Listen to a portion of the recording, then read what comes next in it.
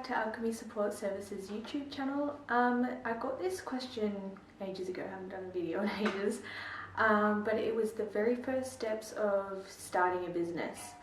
I was a bit apprehensive to film this because I think starting a business is extremely personal and completely different to every single person, because you're all going to have different intentions, different life experiences, different experiences in the field, and different areas that you want to kind of target.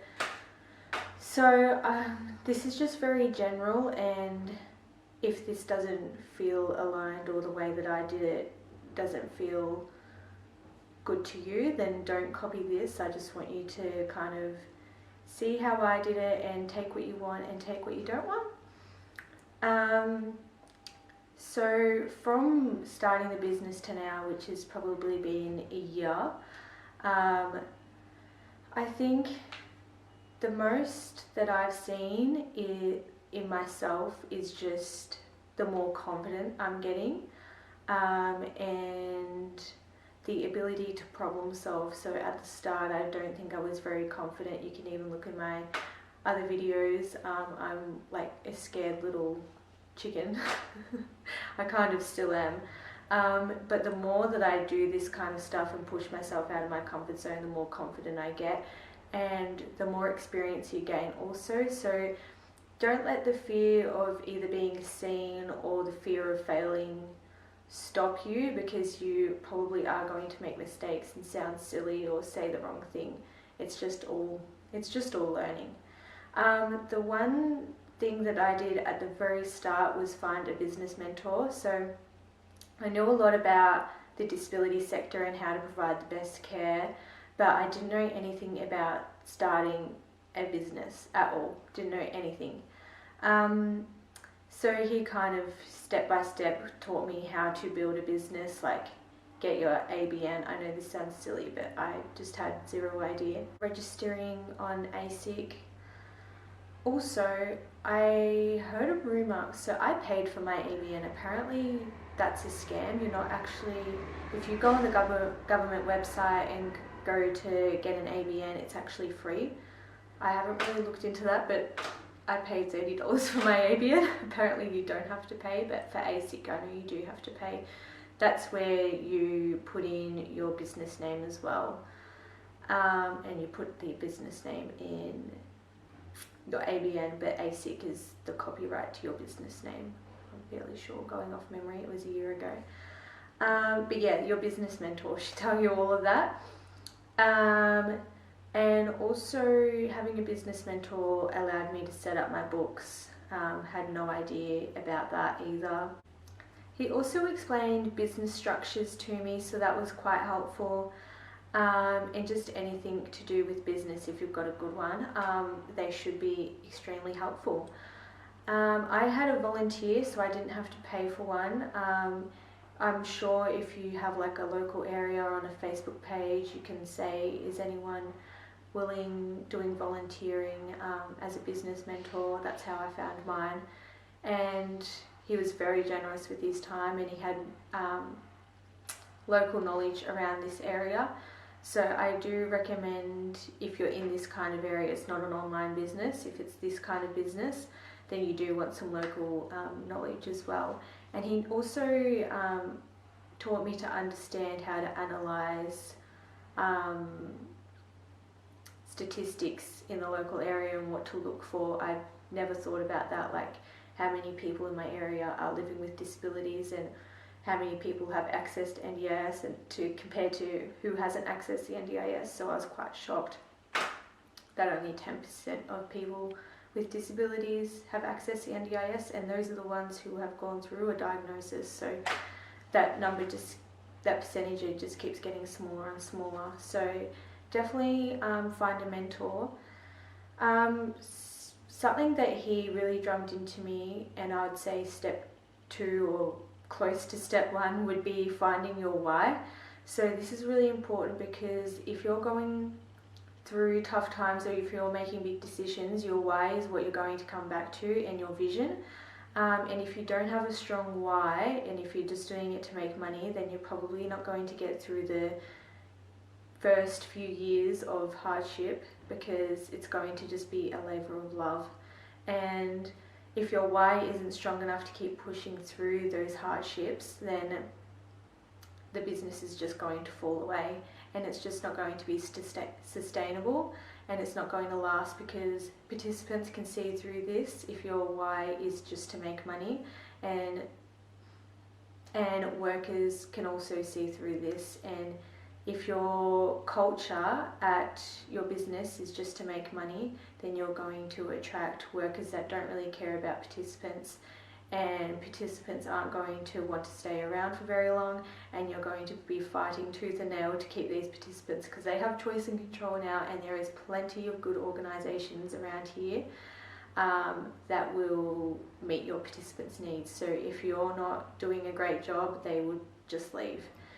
And yeah, if you don't have good workers and you don't have good work culture, then the business is just going to fall apart in my books. And especially since support workers are going independently, people really need to start stepping up their game, and it's really good to see, but it is a little bit chaotic at the moment. I'm sure everyone agrees, but I think it will really weed out some people that aren't so genuine.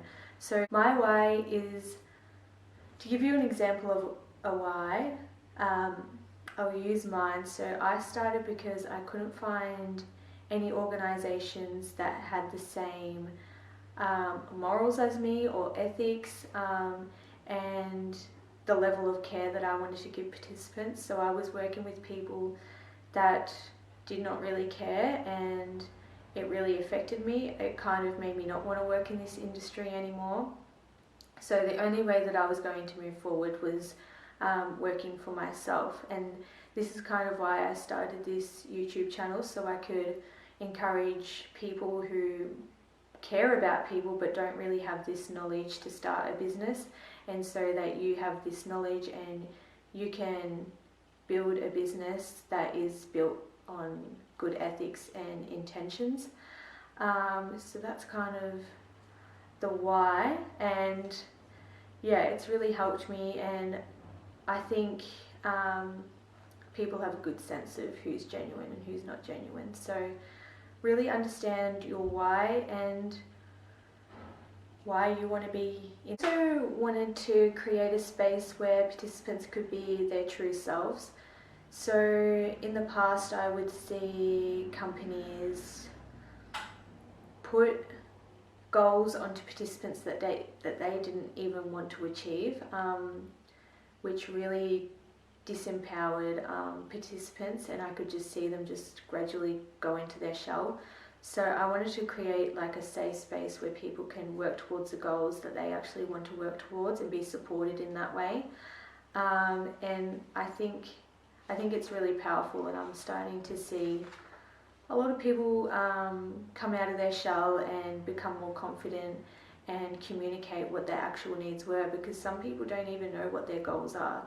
They'll be achieving goals that their parents want them to achieve, or the school told them that they should achieve, or work where they think that they should work, or work in a place that they don't even like.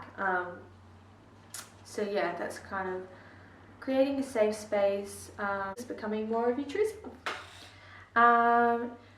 So thirdly, I got an NDIS consultant, which I kind of have discussed in the NDIS consultant, because I'm an NDIS registered provider. If you're not going down that route, don't get an NDIS consultant, or you could, actually that's a good idea, you could get an NDIS consultant. And so what she did was give me all my paperwork and procedures to become an NDIS provider. But it is costly. It did cost me $4,000. I've said that in another video, to get all that documentation, but she also educated me. I'll put her information in the box again. She gave me a lot of information and education around legislation and processes, and all the legalities to do with NDIS and participants. So even if you're not getting NDIS registered and you want all the paperwork, I would definitely invest in that if you had the money. So, and to get NDIS registered is another $4,000 on top of that. So even if you just got the paperwork, that could be a good way of understanding more of the admin side. So step 4 is bring your vision to life. So I really recommend investing in a graphic designer to do a logo and some pieces that you can put on social media, so it's all very coherent. That's very attractive. You don't want just everything to be scattered and different edit there on social media, because everyone is on social media now, so I recommend getting on there. And it wasn't very expensive. I think it would have been maybe like an investment of $500 or something for something that I'm going to be using on everything, like on emails, on my website, on social media, and on business cards. Like, I think it's really beneficial to have that because it just looks professional and it makes you look trustworthy. So that's something that I would definitely invest time into. And I really thought about my logo, so I wanted it to be very welcoming, bright, fun, young, because that's kind of the participants that I want to attract. I want to attract people who are not young in age, but young in nature and very fun and outgoing and spirited. So that's kind of what you want your target, the people that you want to attract is going to be represented in that logo. So I definitely recommend that. And I looked at logos and marketing that I didn't like, and I took from things that I did like, because when I didn't like something, I knew just to stay well clear of that. I wanted to stay away from clinical and dry and boring colours, and then I kind of understood. I was like, oh, what's the opposite of that? Colourful, you know. And I really put time and effort into my name, but it ties it all together. Alchemy means a magical transformation, so that really coincides with my intentions of this business. I want to empower people to make magical transformations if that's what if they want to transform into, you know, their highest selves, really. And if they don't, then they can go to another business. That's fine. Your business isn't going to be able to cater for everyone. It is physically impossible to be the right fit for every single person, and I think that's okay, because then the group that you are wanting to work with, you can really perfect that and really become good at that kind of area that you want to work in. Become too crowded and there's going to be no consistency, and it'll be a ramble. It'll just be a mess. But if that's what you want to do, go for it. And then lastly, like, I'm just explaining the steps of the very first things that I did to start up.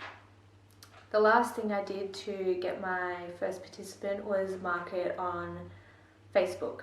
So I created a Facebook page, a website, an Instagram. I think that's all the social media I did. I got a list. I did a lot of research, got a list of all the people that I know in this area, support coordinators. There's probably a few that I still don't know. Physios that are NDIS registered, OTs that are NDIS registered, speech pathologists, anything in the allied health. Really try and make connections, networking. But to get my first participant, I was in NDIS groups in the local area.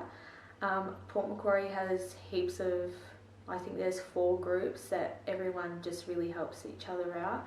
and I advertised in there, and that's how I got a referral from a psychologist to a participant, and it kind of really snowballed from there. But because I didn't live in this area, I started my business as soon as I moved to this area, so I had no previous clients from previous organisations. I started from zero. So that's how I got my first participant, and if you want to know more after that, I'm happy to help. I got a question, says, do you have enough work hours for your contracted employees, and how do you figure this out? So if I was starting up, I would not have contracted employees unless you had a pretty concrete, consistency, which for my startup is not true, especially in support work. I would only ever put casuals on, and I would also make sure that this person is not solely reliant on my business, because I can't, as a casual, they know that it's not very secure. So that's how I would go about it. It is hard because this industry is just so I would only have casual unless I was really established. How I would combat that, because if the participant's hours is there and the support worker can work them, that pays for their wage almost. So if the support work isn't there and then the casual worker isn't working, you don't have to pay anyone. So that's how I would work that out. And this person also asked how much my insurance was. Is going to change for every single person because they ask you a trillion questions. So it depends on how many employees you have, what area of work, is it high risk, low risk. I'm not sure if you're an occupational therapist, a support worker, you've got to be more specific.